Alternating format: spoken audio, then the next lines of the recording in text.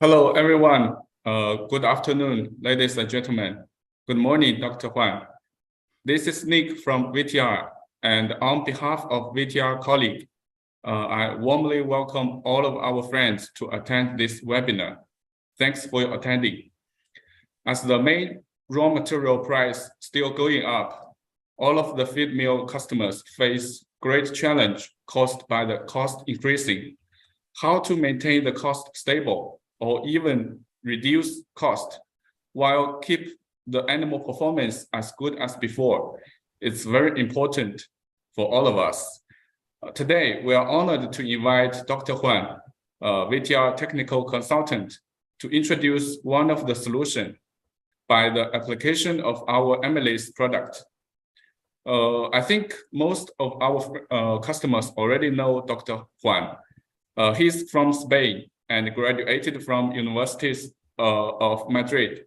He has very rich experience on the feed additive more than 30 years. He has provided the services for some customers from Europe, Southeast Asia, China, and Latin America.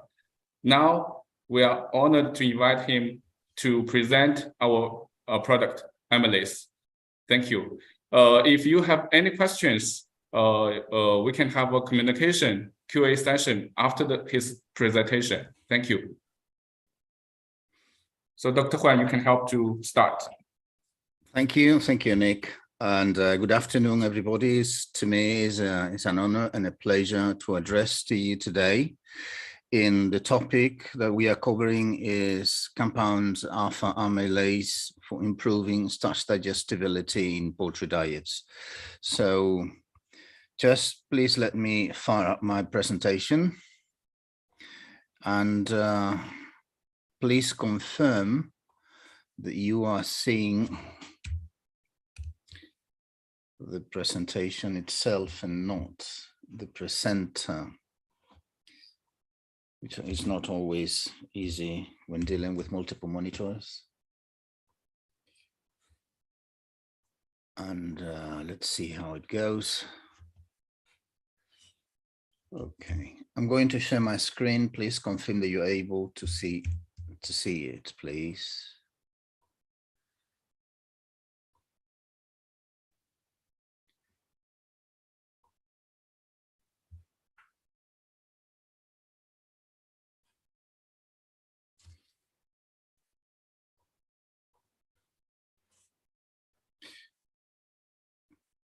Okay.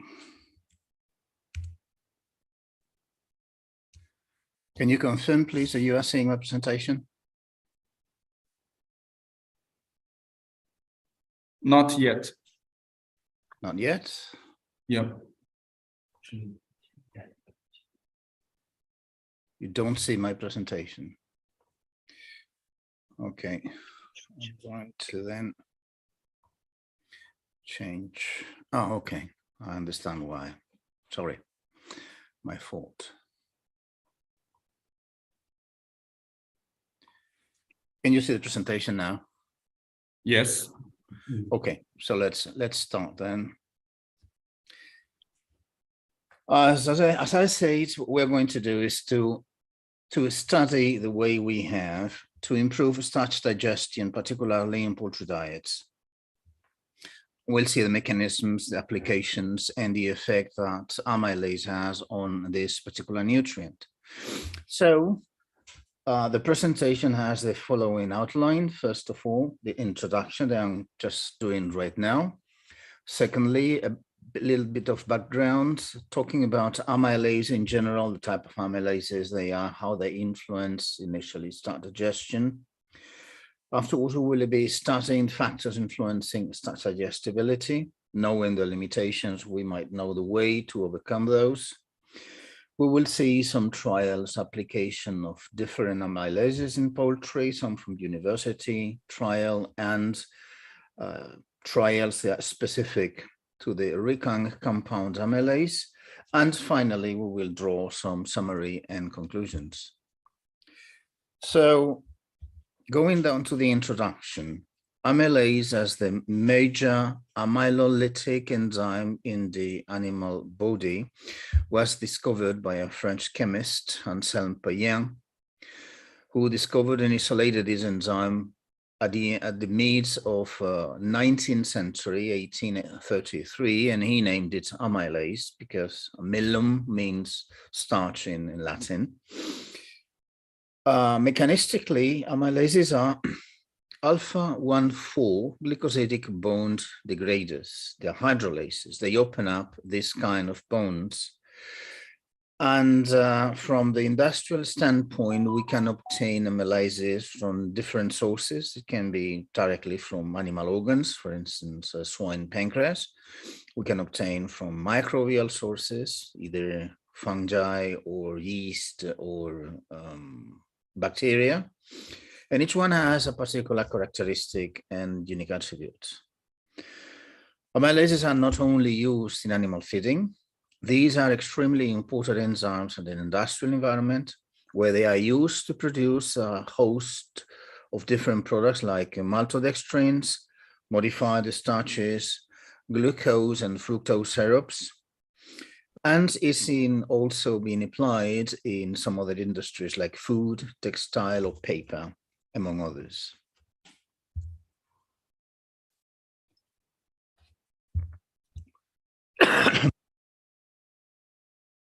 Starch commonly comes in two different forms in the raw materials we use in our industry. These two forms are amylose and amylopectin.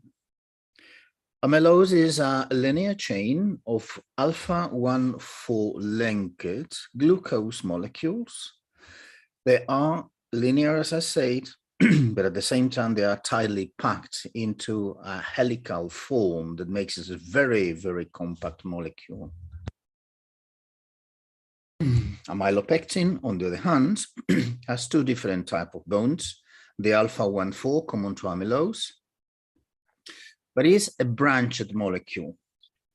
We have also alpha-1,6 bonds that create branches where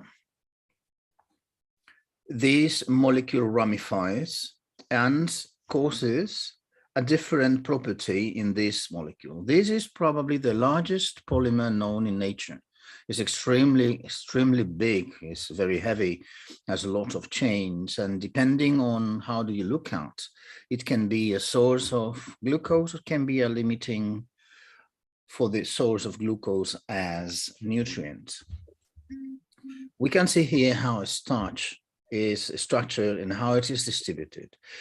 We have to understand that starch appears in cereals, tubers, and other substrates in form of granules. We have a microscopic view of a starch granule. And these granules, we have a distribution between amylose and amylopectin. In regular cereals, amylose is the least part of the starch. Normally, it is said that out of 4 parts, 3 parts is amylopectin and 1 part is amylose.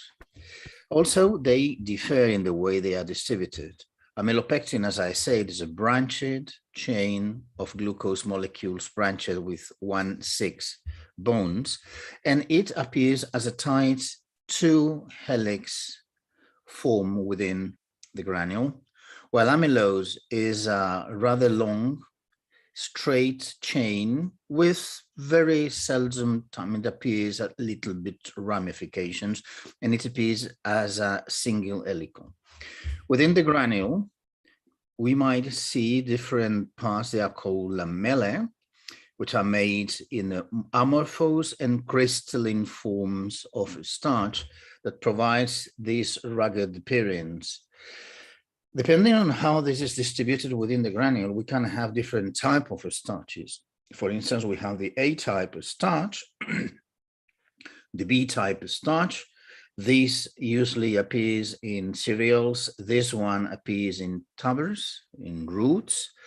And there is yet another form, which is the C-type of starch, which is a mixture of both, and appears in other substrates.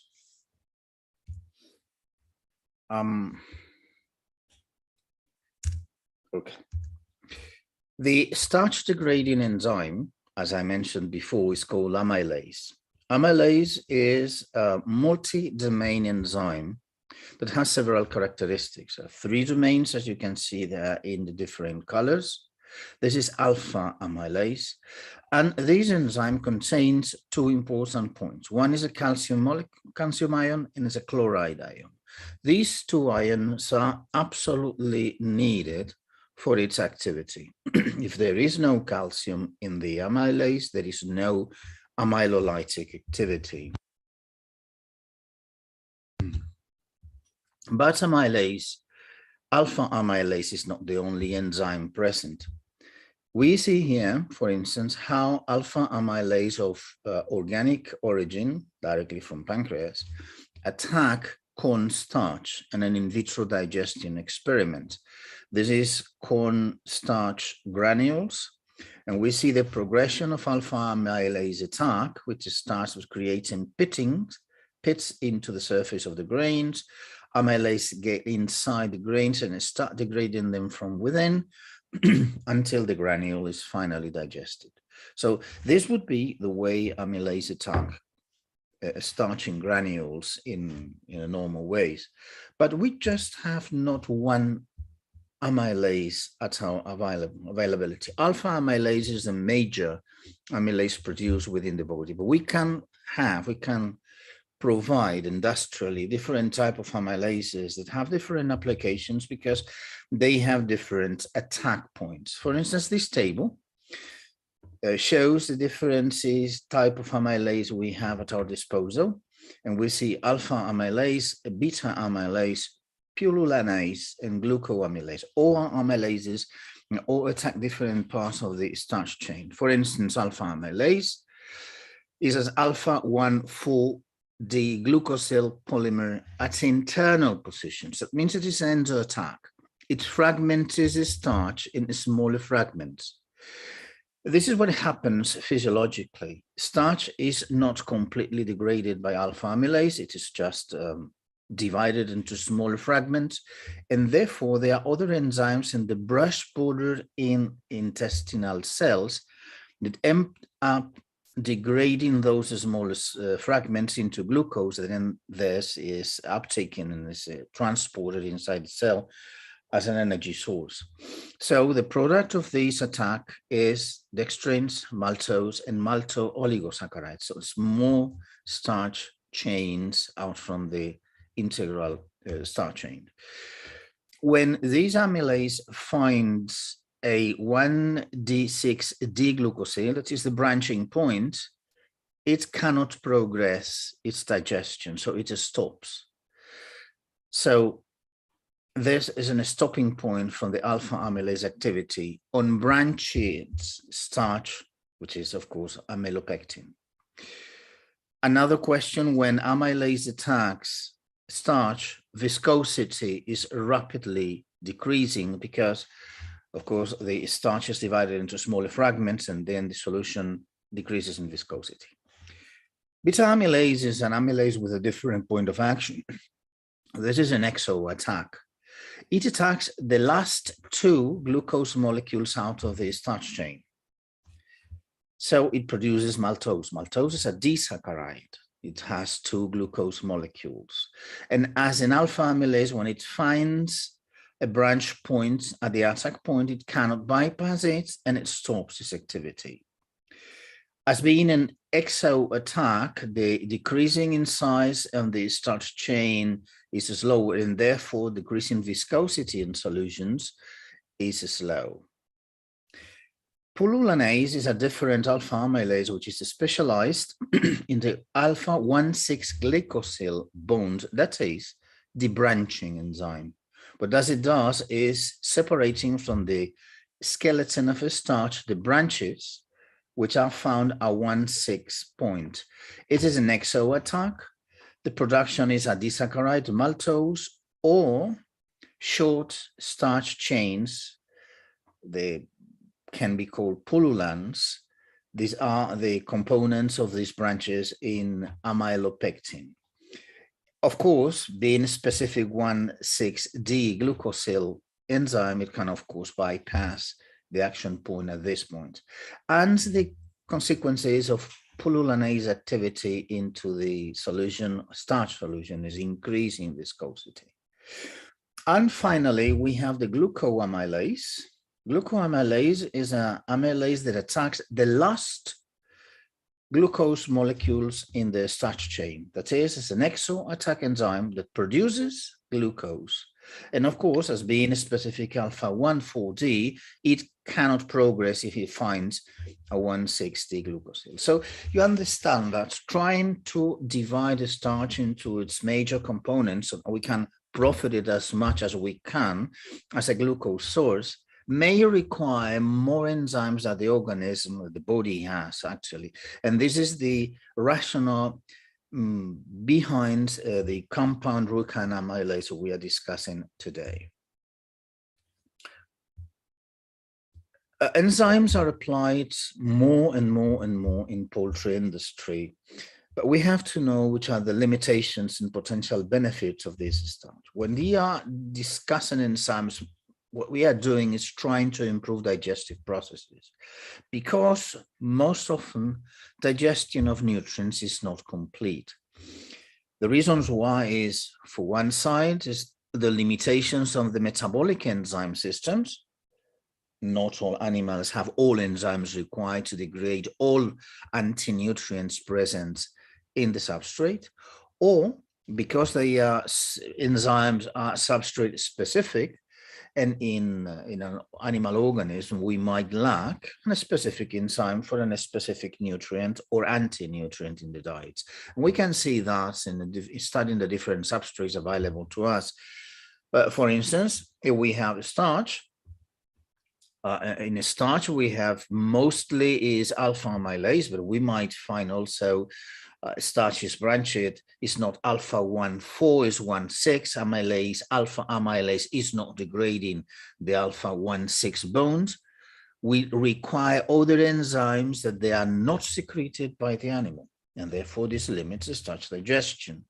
Also, starch may have particular capabilities or characteristics, for instance, the presence of resistant starch or interferences with other nutrients like protein or fat that might encapsulate the starch and make it not available for the enzymes.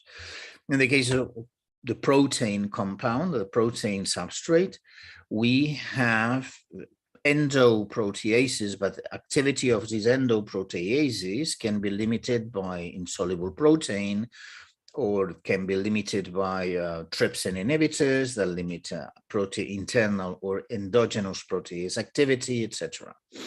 In the case of fats, we might have endolipases that might find difficulties by attacking the fats because of the fat quality, or because they lack enough emulsifier, or that the fat has a very high melting point and this is not being melted for allowing the attack or distributing within the intestinal contents. Those are also limitations in lipids. And in the non-starch polysaccharides case, most organisms lack enzymes for degrading this fraction of fiber. Therefore, these non-starch polysaccharides, depending on the source in the feed, will cause viscosity, let's put it in the case of wheat, or they might be causing nutrient encapsulation, like it happens, for instance, with silage in corn. So we see that enzymes are useful, but also there exist limitations that must make us understand exactly how it works. Concentrating into the starch, we need to classify a starch in terms of the physical characteristics and digestibility traits. Actually, there are three different kinds of starches from the digestibility standpoint exist. One of these is the rapidly digestible starch, which is the starch present in moist and cooked foods, that is readily available, has not many difficulties. There's a slowly digestible starch, is another kind of starch that comes in cereals, and also can be rapidly digestible starch that has been retrograded. We will see that afterwards. And finally, we have resistant starch. Resistant starch is a kind of starch that is not readily digested by endogenous enzymes, and it is usually associated to high amylose corn or cereals. Resistant starch, in general, is products that have not been digested by endogenous enzymes and they are not absorbed. So resistant starch initially does not supply glucose. It tends to be degraded in the further parts of the intestine by microbial action. There are three different types of resistant starch. The one which is physically inaccessible to enzymes because it's been encapsulated by lipid protein. The RS2 is resistant starch coming from very compact granules that have difficulties. Enzymes have difficulties into accessing those granules, and therefore its digestibility is lower. And finally, RS3, which is retrograded starch granules. They are made mostly out of amylose, and this is normally coming out of processing factors. What does it mean to have different types of starches? Of course, digestibility and glucose supply possibilities are different depending on the type of starch. So we would need to know exactly how are we doing, which is the kind of starch we're dealing with, and which is the kind of processing we are doing with this starch, trying to obtain as much digestibility as possible, because this might have implications in the way starch is digested and the way glucose is absorbed. You see, in this graph, we see that rapidly digested starch, it is absorbed in the hind part of the intestine. Slowly digestible starch is mostly absorbed or degraded and absorbed in the ileum, and resistant starch tends to be microbially degraded in the latter part of the intestine. So knowing how a starch is going to be digested, we have different opportunities towards the use of this starch in the diet. The question of a starch source needs to be associated with the grain anatomy or in structure. We have here a corn grain, corn kernel, with a different part of this corn kernel. We start with the aileron layer. The characteristic of this layer is it's rich in protein, but cells have very thick fiber walls. Most of the phytate and most of the insoluble silanes, non-starch polysaccharides, come from this area. The endosperm is the source of starch, so this big area. Cells of the endosperm are thinner. They tend to be more soluble, but still may cause limitations in starch digestibility. And finally, glucanes, arabinoxylanes, and cellulose come from cell walls in the pericarp, and the germ is source of protein and high quality oil, energy sources. So one of the most important things dealing with the starch digestibility has to do with the way it is located within the cell. And this is important because with the advent of hemicellulases, we might start indirectly starch digestibility. You see, we have starch granules. They are located within the cell. The cell has hemicellulose, which is making the cell walls. This hemicellulose, if not digested, can limit access of the enzymes to the starch granules. Starch granules in some sources can also be covered by a protein which is limiting enzyme access, even if the hemicellulose has been degraded. We can see here that not all cells are opened by gizzard or by processing. So we still see some intact cells in the endosperm that contain the starch granules. If we use hemicellulase enzyme in this substrate, we can dissolve most of the walls, and therefore we will be leaving a starch accessible to enzymes and increasing digestibility.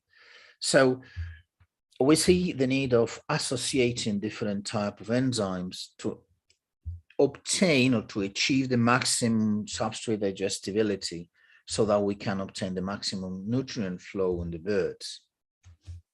Of course, geneticists, seed geneticists have been studying, and bird geneticists have been studying the way starch is digested and trying to improve starch digestibility, and particularly for birds. Genetics have made increased FCR with time. We have seen the enormous progress of bird genetics, poultry, chicken genetics a long time. The question is that they start from the very highest digestibility. It's important to be conscious that birds natively have very high starch digestibility traits. We are starting from 90% to 95% in arboreacres, and to 80% on day 4, to 93% on day 14 in lawman broilers. And the age of birds in general has not much influence. Look at this data. On day 18 of incubation, there are already alpha amylase, maltase, and isomaltase activity in intestinal tissues. And the peak of activity of these enzymes is reached at 4 days after hatching. Therefore, birds mature at a starch digestion ability very quickly. So the overall effect of age is small. More important is processing. Physical processing means fractioning or milling of the substrate. And this will change the size of the particle. It will tend to break walls. It will tend to allow a starch to be more accessible to enzymes. But this also will be different depending on we are using roller mills or we are using hammer mills. Then it comes conditioning. Conditioning is the use of a steam to extrude or pellet, most often pelleting feed. That means treating a starch with temperature, with water, to achieve a condition which is called gelatinization. The problem is pelleting is, in gelatinization terms, is a low energy process. Usually we go as high as 85 degrees Celsius, 90 at maximum. We keep this situation for seconds, and normally this is not enough for a deep gelatinization of a starch in the diet. Therefore, the increase in digestibility because of the process can be low. Only 5 to 30% of total starch can end up being gelatinized by this process, and this is a small fraction of total feed starch. And a low gelatinization implies that there is not a very high digestibility boost of this starch because of the process. And depending on how we cool this previously heated substrate, we might be getting a negative fact, which is the retrogradation of a starch. If we cool it slowly, then starch can go back to the previous state and increase the undigestible traits to preconditioning situations. So we have to fine-tune the process to avoid this. Gelatinization starts with the native starch granules that are partly crystalline. In this stage, normally these are resistant to digestion. Then we submit to water and heat to swell the granules, to break the crystalline structure, to put it into amorphous form. In amorphous form, you can digest it depending on what you do after that. Once you have an amorphous gel form, gelatinized starch, which is digestible, if you fast cool it and reduce moisture fast, it keeps the amorphous way and it is digestible. While if you slow cool it, you get a recrystallization and therefore you lose digestibility. So a nutritionist has to work with the engineers managing the processing facility so that you fine-tune your feed manufacturing to avoid recrystallization of a starch, so that you keep the digestibility of this starch achieved by gelatinization by the heat process. So it is extremely important to have a good pelleting system to have good starch digestibility. Okay, then there are bird conditions that are impacting starch digestion, starch digestibility. For instance, intake. There is a correlation that you see here from a Norwegian researchers, published in 2011, that it correlated the amount of feed intake in chickens and the digestibility coefficient of a starch. So it says above 250 grams of feed consumed per bird per day, then starch digestibility decreases. It is important to know that probably the effect is caused by a saturation of the transport GLUT system in the intestine, but this normally has a very easy way to manage it. Is just feed managing. If we see that animals are eating too much, we can ration, for instance, feed so that we don't saturate the system, or we keep starch digestibility at a maximum for the optimum growth. Another question is gizzard size. Gizzard is the primary processor of starch in the bird physiology, and has been detected by the same researcher that when gizzard is larger than 1.5% of the live body weight, it improves the starch digestibility. We see here this is 1.5%, and we start increasing that. So how can we start increasing gizzard size? Well, we just can provide some broken grains, not meal grains. Large particle size feed increases gizzard health, and this might imply that also increases the starch digestibility to the optimum for the bird growth. So we have different questions related to starch. We have reviewed them. How can we predict the starch digestibility? Well, that is a problem. Some papers have posited that amylose content of feedstuffs is a way to predict the starch digestibility, because increased amylose content will decrease crystallinity and probably increase the number of 1,4 specific amylase linkages in the starch, and therefore also increasing enzyme access to to the substrate. But in a very recent research in 2019, it was found that amylose molecule is very, very tightly packed, and this made access to the degradable bonds alpha-1,4 very difficult for amylase, and therefore this limits the way amylase attacks amylose.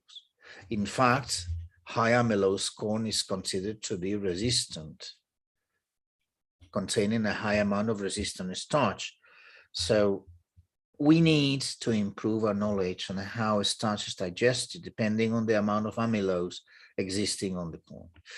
And there are also some other limitings. For instance, wheat lipase, this is specifically from wheat, so it does not apply to corn, although in that time, Kare found a positive correlation between lipase and activity and starch digestibility, but I repeat, it is in salt wheat, so it's not very important in corn-dominated countries. And finally, as well, trying to improve cultivar genetics and feeding value. This is something crop companies are trying to find. And probably with molecular techniques, we might be finding ways to tailor-made grains that are more sensitive to enzyme activity and therefore providing higher value for the animals. So, what is the expected benefit of using amylase in a broiler diet? We have to go to animal trials to understand how can we manage that. This one is a simply alpha amylase trial done in Purdue University in 2020 with 21 days old chicks using Cold 500 chickens, feeding them with a corn, soy, and poultry fat in mash form with just a single phase, 1 to 21 day, and then is a dose response experiment with alpha amylase. In this case, 80 KNUs, kilo novo units, is a way to determine amylase activity, and 160. This is a classic classic dose response experiment. So we have control 80 and 160. It replicates 10 animals per replicate, 240 chickens per treatment. You have here the diets that were used: corn, soybean oil, limestone, vitamin, minerals, amino acids. So it's a very simple diet. You see that there are no differences in terms of nutrition, no in composition, no in nutrition. 3,000 kilocalories, 22.8% crude protein, 43.9 to starch, and the rest of the nutrient components. So the three diets were exactly the same. Energy levels, protein levels were identical. So we are seeing here is the effect of alpha amylase adding to this diet and see whether there is a correlation between alpha amylase addition, alpha amylase level, and growth rate of these birds. If we study week by week, 3 weeks duration of the trial, and we see body weight gain, feed intake, in terms of body weight of these animals, we see that the control had 806 grams per bird, 80 provided 884, and 160 provided 170. So we see here a quadratic response that the analysis defines as quadratic, but also a linear. So we increase body weight with the increase of amylase dose, but it exists, the quadratic effect, at 80 kilonova units. Body weight gain, of course, it responds very similarly towards total net, so body weight does. Feed gain is significantly different and improves at 160 from the day to 7, and also improves at day 14. So we see here a double effect. If we are looking for body weight, we might be using the intermediate amylase dose. If we are looking for increased efficiency, we might be using a higher amount of alpha amylase. In terms of performance and intestinal parameters, at the end of the experiment, day 21, we see that the difference is linear and quadratic, linear in body weight at the end, body weight gain, and in feed conversion ratio, we see a significant difference in, well, this is the American way to put it, gain to feed, no feed gain. And we find a linear relationship in very significant. In terms of intestinal parameters and digestive viscosity, we saw that villi height was increased, and the difference is extremely significant, not different between them. And viscosity, intestinal viscosity has decreased. Remember what I mentioned before, that when using alpha amylase on starch chains, the viscosity of solutions tend to decrease. We see this effect here. 3 centipoise of intestinal content against 2.8 centipoise in intestinal content. This difference is linear and significant. And this particular point, we have seen it, for instance, when using silanase. Silanase on viscose cereals like wheat or even corn. Corn is not viscose cereal, but we can detect decrease of intestinal viscosity with silanase, and this always is associated with better animal performance. So in this case, viscosity comes out from starch because we are dealing with alpha amylase, and alpha amylase is not affecting hemicellulose like silanes. So this is just linked to starch. It decreases intestinal viscosity, and therefore there is another factor that improves animal performance. This is the flow of nutrients in this experiment. We see that digestible energy and starch content increase in digestibility. Dry matter, as in most trials, is not affected by this treatment. So with that, this is a single alpha amylase. But RUIKAng amylase is a different type of compound. To begin with, is a compound amylase. If you remember the first table I introduced, that there are several types of amylases that attack different points in the chain. This is what RUIKAng Biotech did, associating 3 different types of amylases, amylase, glucoamylase, and pullulanase, to achieve the maximum starch digestibility. So using microbial fermentation to obtain industrial enzymes, what we tried to do was increasing the efficiency of each individual enzyme and combining them so that we can achieve a mixture of enzymes that improves over the individual enzymes. And these are the characteristics of the components making up RUIKAng compound amylase. Alpha amylase, I remember you again, this is an alpha 1,4-D glucosyl bond attack. Is an endo attack that fragments a starch into smaller units, produces dextrin or maltose.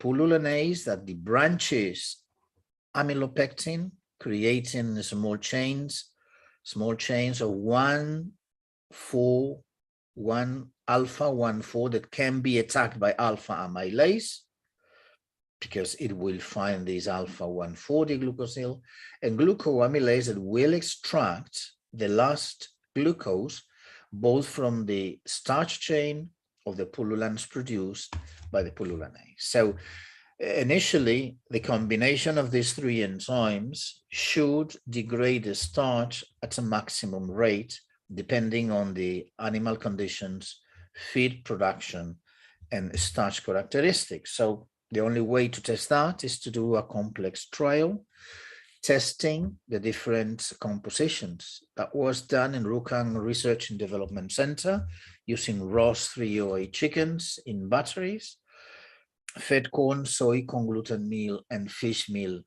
together with fat diet, in 2 different phases, 1 to 21 days in a starter and 22 to 42 days in grower. Of course, it contains phytase.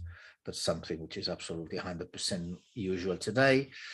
And 7 different treatments, from the negative control and 7 different treatments that are defined in the next slide. You see here the treatment is just alpha amylase, just pullulinase isolated, just glucoamylase isolated, then 3 different combinations, alpha amylase and glucoamylase, alpha amylase and pullulinase, and then the combination of the 3 enzymes. So it's a totally logical trial trying to identify which is the best performer in this compound amylase and see if the initial hypothesis that combining 3 amylases with different action points would improve on top of the initial isolated activity. You have here the characteristics of the diet.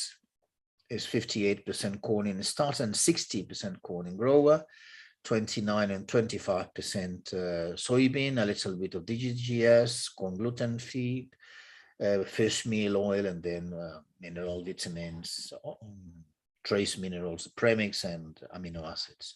The characteristics of the diets is 2950 metabolizable energy in kilocalories and 3050, more or less within the parameters of the strain, 21% protein against 19.04% protein, 120 digestible lysine in the starter, 106. So you see it's relatively nutrient dense diet, no differences in the treatments in the diet, just the addition of the amylase. I think I have done something strange here. Okay, what was the results in the first phase for these 7 treatments? Alpha amylase, pullulinase, glucoamylase, and then 2 combinations of 2 enzymes, and RUIKANG compound amylase as defined as the 3 different enzymes at the same time.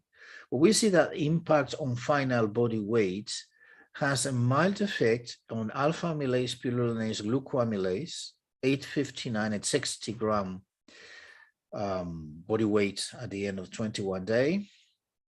And we see that it increases slightly glucoamylase, alpha amylase, and glucoamylase, but significant differences are found in body weight just with the compound amylases. So looks like at 21 days of age, the combination of the 3 enzymes are really more efficient, of course, than the control, than not the single enzymes or the 2 enzyme combinations. And this is extremely significant. In terms of average daily gain, of course, there is also differences against the control. The intermediate effect is seen here for individual enzymes. And in terms of feed gain, we obtain 125, is not significantly different from the rest of the treatments, with the exception of the compound, RUIKANG compound amylase, which is significantly different against the control. In terms of percentage, body weight is over 4% increase related to the control, and ADG is 5%. So we have 5% increase in average daily gain and 475% increase in final body weight. This is to 21 days of age. The effect in 42 days is a little bit more complex. We have a feed gain response, which is significantly different to the control for the alpha amylase, pullulinase, glucoamylase, and the amylase glucoamylase combination, but it is not, it's intermediate, with the alpha amylase plus pullulinase. But in terms of numerical differences, again, RUIKANG alpha amylase is the better performer in terms of feed conversion ratio. We go to final body weight is 2,700 gram against 2,598. This is 104 gram difference. This is statistically significant difference with the control, while the other products, either individual enzymes or 2 enzyme combinations, do not reach the level of the RUIKANG compound amylase. So it appears that combining the 3 enzymes with different capability One is this splitting a starch, another one is the branching a starch, and another one is extracting glucose out of the end of the chain. Seems like there is an improvement in terms of final weight, daily gain, and feed conversion. Feed intake is not significantly impacted, nor it is survival ratio. We don't expect any modification in mortality when using these enzymes. And in terms of carcass dressing, carcass yield, there were no differences in terms of carcass percentage, abdominal fat part, breast percentage, or thigh percentage. So the application of RUIKANG compound amylase causes no changes in the different parts we can obtain out of the chicken carcass. So it is interesting. So we have seen here that there is the capability of this compound amylase to increase feed conversion indices. We can have increase in body weight gain. But what was it if we could decrease, as we are increasing feed gain, we could decrease metabolizable energy, because amylase belongs to resistant starch. What can it happen if we apply this RUIKANG compound amylase to degrade resistant starch, amylose content? This would probably increase digestibility, and we might be sparing energy out of the feed. So what we did was an experiment with RUIKANG compound amylase using Corp 500 in flow pens in a very simple diet. And I don't know why it is happening this here, excuse me. I don't know why. Oops. Don't know why it is happening, these lines here. I think it is not me. Okay, so we tried to do that in a 3 phases experiment with 315 chickens at 15 birds per pen, 7 pence per treatment, by reducing metabolizable energy, using a negative control as internal control, very deeply decreased, so that we can see that there is effectively a negative effect, and adding amylase to this diet.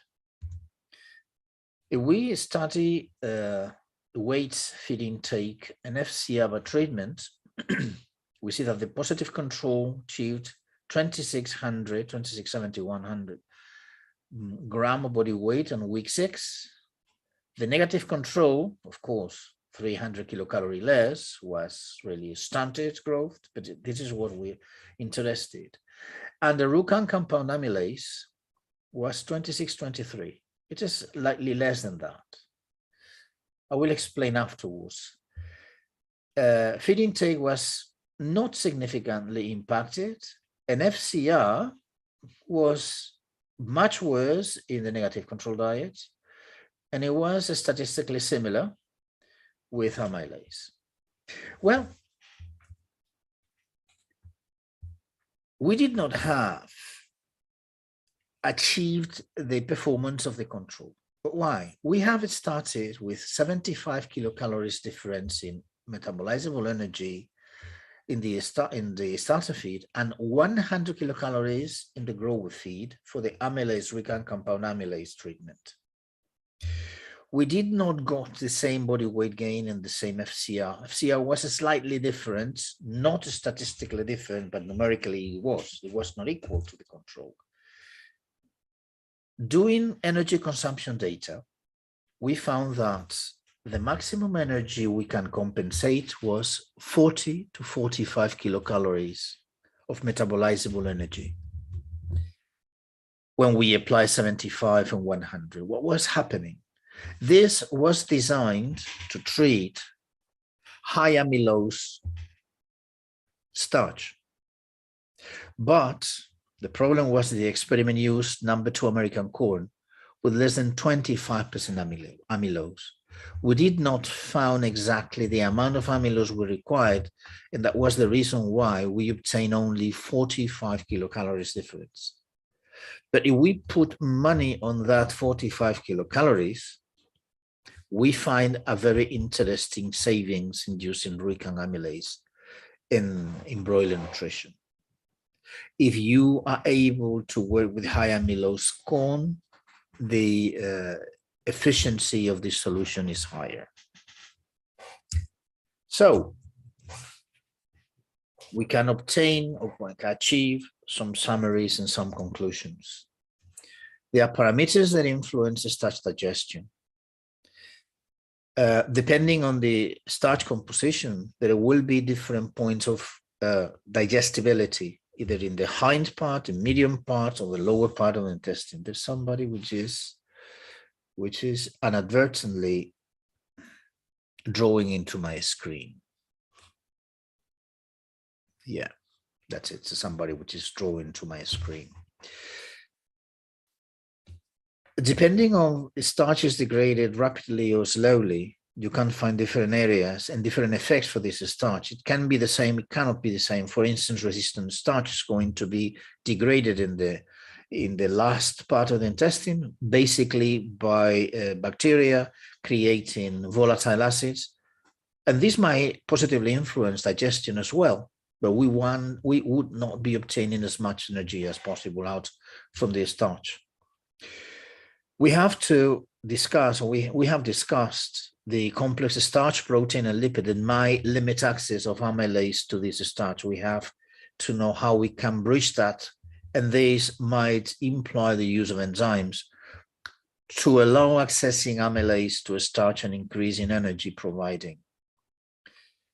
Enterocytes are able to digest to uptake glucose, but also amino acids. Enterocytes can also use amino acids as an energy source.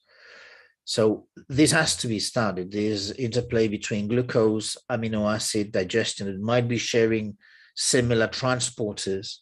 This has to be also studied to improve starch digestibility further on. How starch granules impact digestibility in broiler diets to promote optimal digestion. It is important because the implications of the processing of feed related to starch digestibility and animal growth. We have to know the factors that cause retrograded starch that implies lower digestibility in starch using in our diets, as well as feed systems that do not coat starch particles with lipid, because lipids will impact amylase access to this starch. This implies that using protease, lipase, and carbohydrates that degrade cell walls, degrade protein, and limit fat action on starch granules will also improve starch digestibility. Today, we have a host of enzymes that can have this function, and they are useful, have been useful, tested, and demonstrated and validated in poultry nutrition. They are efficient in this particular point. And we know the amylose content of the diet. We can manage energy by reducing energy, but improving feed cost and creating the conditions to grow birds with lower diet cost. And this is also important, particularly in the conditions we are seeing today. So as final conclusion, we have presented a case for improving starch digestibility, particularly using a compound enzyme, which is RUIKANG compound amylase, which is a mixture or blend of 3 different types of amylases, each one operating in one part of the starch chain for increasing digestibility. RUIKANG was built up from scratch, has been validated through animal feeding, in vitro and in vivo. We have been able to find and to show that RUIKANG compound amylase can improve starch digestibility and therefore achieving higher body weight gain and improving FCR, improving feed conversion ratio, feed efficiency, which is important. We have been able, albeit partially, that energy from starch can be managed if we know the amylose inclusion in the diet and therefore applying the right enzyme RUIKANG to operate with lower energy diets that reduces feed cost. As a general conclusion, we would say that RUIKANG compound amylase is an efficacious, competitive enzyme blend that delivers an excellent rate of return. And with this, I end my presentation. I do thank you very much, everybody assisting to this meeting today. And if there is any questions, I will be very glad to try to answer them. Thank you very much to everybody.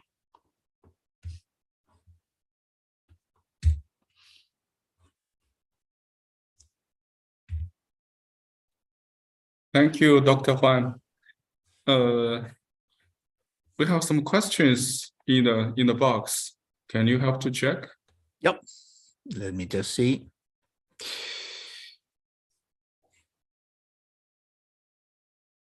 Okay. Let me see.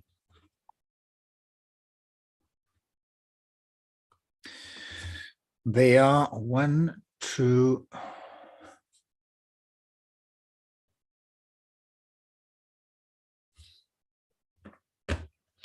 Hi, what percentage of the starch in the form of resistant starch normally? And during the first 7 days, how much percentage of the starch feed goes undigested approximately? That depends on the source, of course. I don't have here with me data on 7 days initially, but you remember that digestibility up to 8 days is 93%. So if resistant starch, we see probably around 6 to 7% when fed corn. High rate of starch digestion is considered negative for broiler performance. High rate of protein and a slower rate of starch is optimal or better synchronized way to better performance. Please comment. So I did this comment at the end of my presentation, potential competition of glucose and amino acids in terms of absorption. And Asad Rehman endorsed the comment to Dr. Athar, or Dr. Athar, excuse me. Rapid starch will create competitive disadvantage for the sodium-dependent transporter, absorption of amino acids in duodenum. Well, this is the first question. Is negative to have high digestible starch at the beginning, together with amino acids in terms of transporter competition? Dr. Assad asks if we have studied combining the effect of alpha amylase with acid-basic protease, because proteases are now becoming a regular part of the poultry diets. I do agree, proteases are becoming a part, and the company has a particular brand of protease, which is aspartic protease, acid protease. As far as I know, I have done no trials on alpha amylase plus protease in my facilities, in my research facilities. I'm not aware that RUIKANG has done this kind of trial. I'm sorry. Perhaps it's the moment to ask RUIKANG to do this kind of trial using RUIKANG amylase together with the acid protease they produce. But I don't have this data they're asking. Have you done any trials on use on alpha amylase in broken rice based partially or fully diets? No. In my research, I don't have access to broken rice. I'm based, my research experiments are based in Latin America. So basically we use corn. We cannot have access to broken rice as raw material for this. Enzymes recommended in feed: proteases, lipases, phytase, carbohydrates, and CPase. Is there any enzyme produced by broiler itself in sufficient quantity? And can breeding and genetics simply erode and improve these enzymes production by the bird itself? Well, chickens do have endogenous protease. They have 4 or 5 different.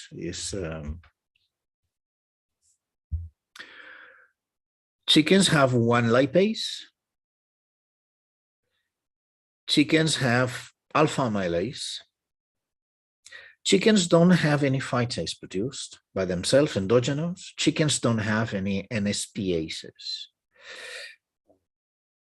And in my opinion, the problem is that feed structure, feed ingredients, and feed nutrition have evolved much faster than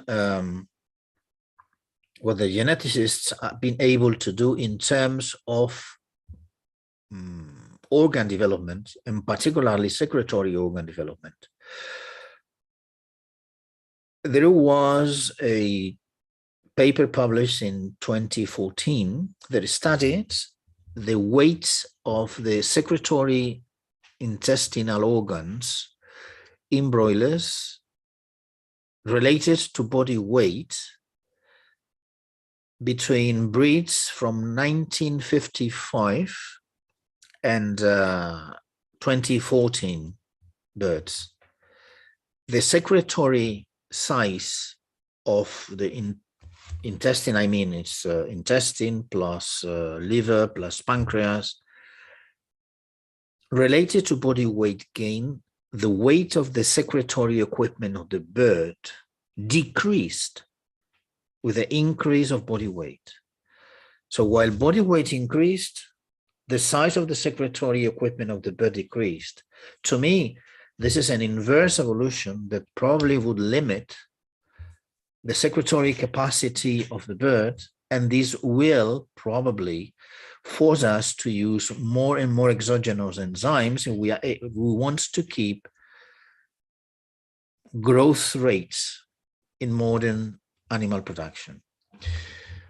So I don't see that breeding is going to impact positively the capability, the internal or endogenous capability of birds, and we will be forced to use more and more exogenous enzymes. Today we use phytase.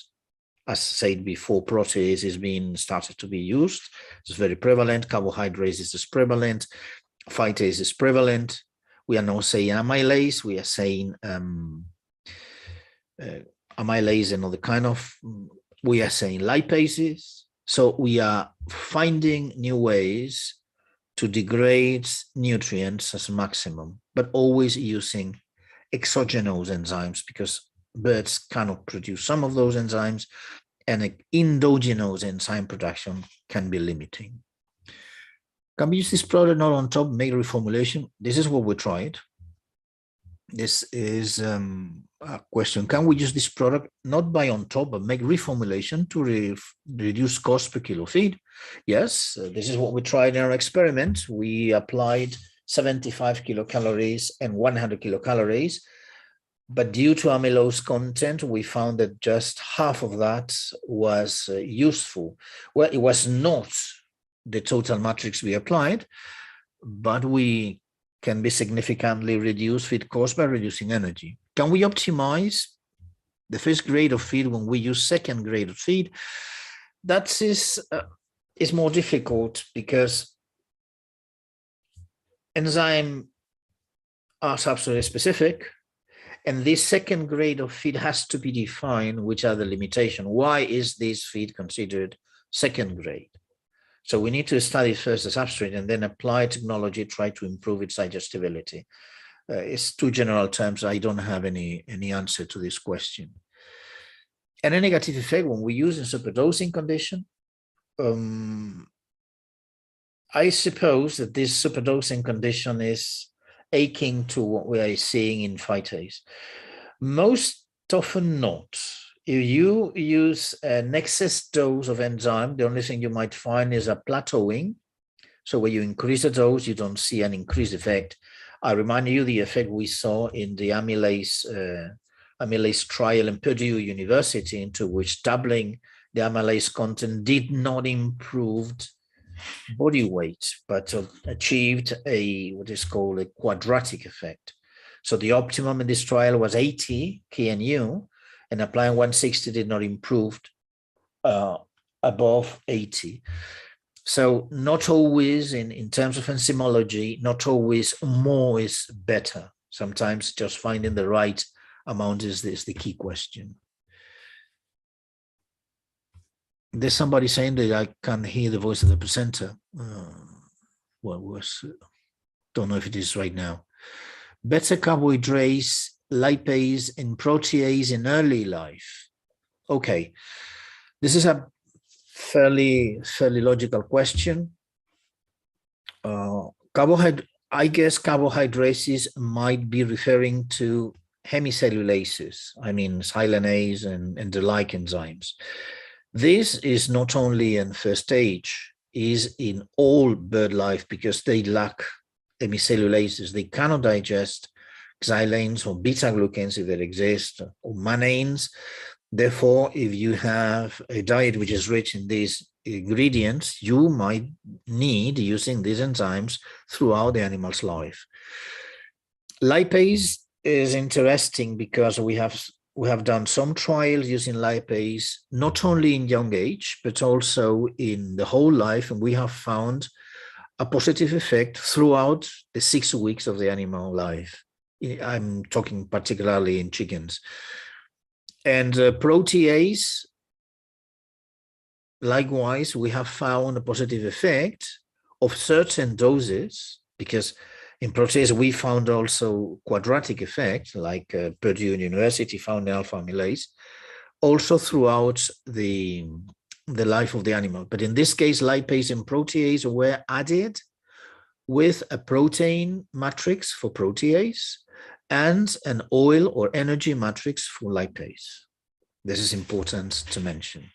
So yes, it can be used in early life, but you might find benefit in the whole life of the chicken. And this is a question from Anhyum Hijaz.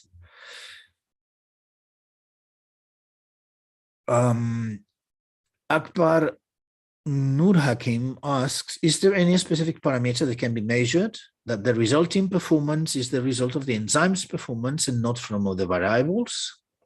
How to determine the exact dose of enzyme in different formula targets, different ratio of raw materials? Good two questions. Most often the parameter we are looking for is performance, of course. But as you say, these might have confusing effects. In a closely controlled in a closely controlled experimental environment where you control all variables, or most variables, these can be valid. For specifically alpha amylase, I would go as a direct way to measure activity. You might have the possibility of detecting undigested starch out from feces. The rationale of this test is in conditions where you don't use any amylase, you have the basic amylolytic rate coming out of amylase produced by the bird's pancreas, and therefore you have an amount of starch digested in the intestine and absorbed as glucose, of course, and there is a part of undigested starch which is coming out of the feces. You can do a starch determination out of feces using iodine. And then you can compare that. Several samples are required, and you must be sure that the feed used is the same, so there is no variations in type of starch coming out from different batches of corn or raw material. You can do that using the amylase. And you might see that there is a decrease in the starch excretion through the feces. This would be a direct measurement of enzyme of amylase activity together with performance parameters. The second question is how to determine the exact dose of enzyme on different formula targets, different ratio of raw materials. This is the biggest limitation we have today, because most often, and we have the direct experience, in a way, we did not obtain the optimum result for trial managing energy because we did not measure exactly the amylose content in our diet. There was probably was a procedural mistake, but this illustrates us that this is the greatest variable probably today, because raw materials of different origins would have different starch content and different starch structure. Corn, potato, rice, wheat, all have a starch, but all these starches are different. Granules are different. Proteins coating or limiting starch digestibility are different. And therefore, digestibility would change. So researchers need to identify which is the limitations in starch digestibility, depending on two factors. One, starch source, and second, within the same source, starch structure. If we're able to define that, we will be able to define and to design enzymes targeted for different types of starch and different starch structures. Until we are able to do this, we are going to do the broad bore approach. So it's designing as an enzyme as efficient as possible and using it as much as we can from the economic and technological ways so that we can try to cover as much variations in this raw material as possible. This is what I would say in this particular term.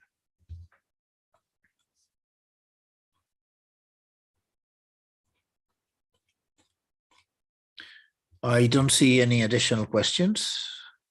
Hello, Dr. Huan. Yep. There's a question from private message. All right. He said, may I know, is amylase only suitable for certain type of feed? For example, for feed with a certain minimum starch level or minimum level of corn? Thank you. Okay. Amylase will increase starch fractioning the way amylase work.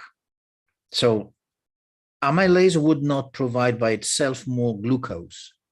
It will improve fractioning of starch molecules, which are very large polymers, into smaller fragments that other enzymes in the brush border will digest. Of course, you need a type of a starch which is sensitive, alpha 1,4. It would not debranch amylopectin.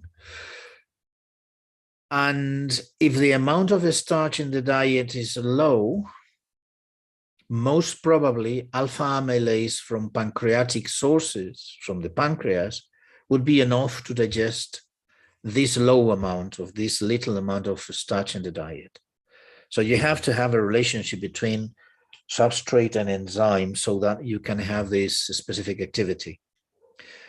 But in general terms, for regular starch amount in the diet, you might probably find benefits using alpha amylase to increase starch digestibility at the maximum possible. I wouldn't say 100%, but you have, let's say 90%, and you can get 93% or 3% extra glucose produced out of the starch. But I refer as well to my previous question is, we need to know deeper the starch structure to be able to focus specific enzymes.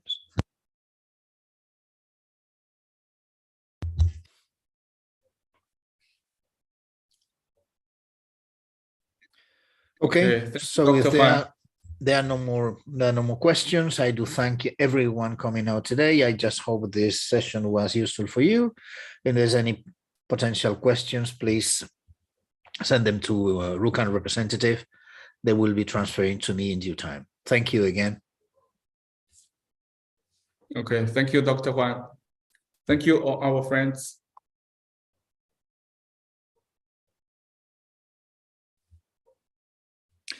Bye-bye.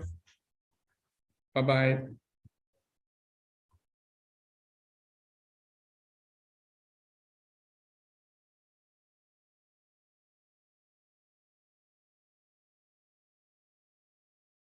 打一下，还有问题可以发给